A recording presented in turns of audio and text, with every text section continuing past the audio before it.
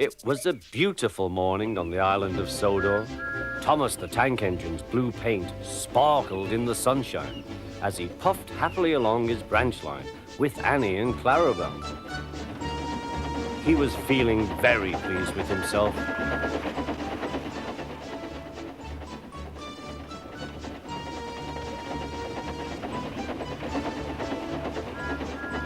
"Hello, Thomas," whistled Percy. "You look splendid."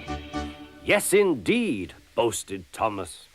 "Blue is the only proper color for an engine." "Oh, I don't know. I like my brown paint," said Toby.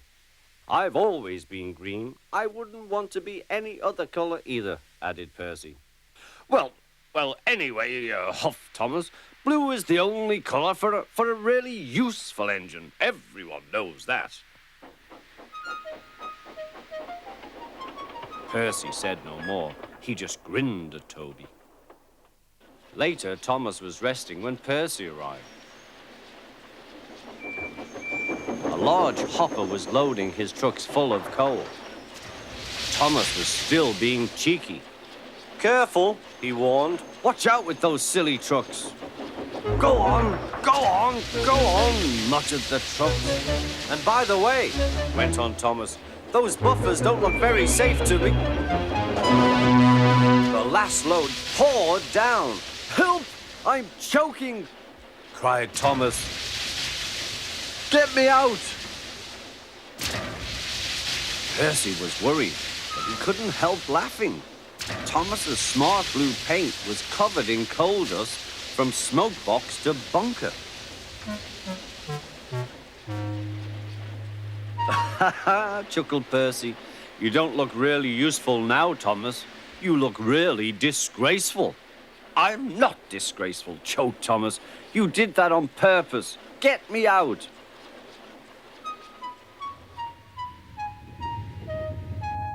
It took so long to clean Thomas that he wasn't in time for his next train.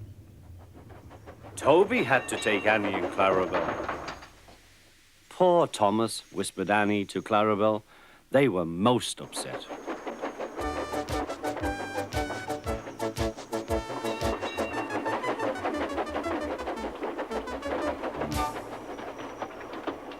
Thomas was grumpy in the shed that night. Toby thought it a great joke, but Percy was cross with Thomas for thinking he had made his paint dirty on purpose. Fancy a really useful blue engine like Thomas becoming a disgrace to the Fat Controller's railway. Next day, Thomas was feeling more cheerful as he watched Percy bring his trucks from the junction. The trucks were heavy and Percy was tired.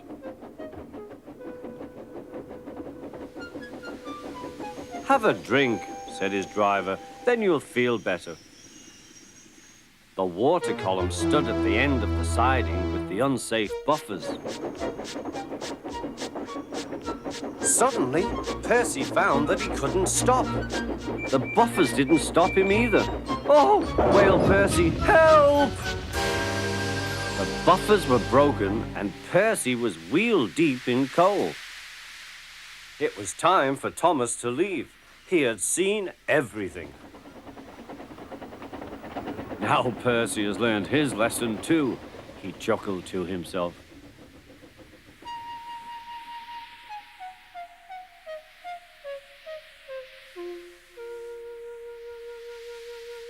That night, the two engines made up their quarrel.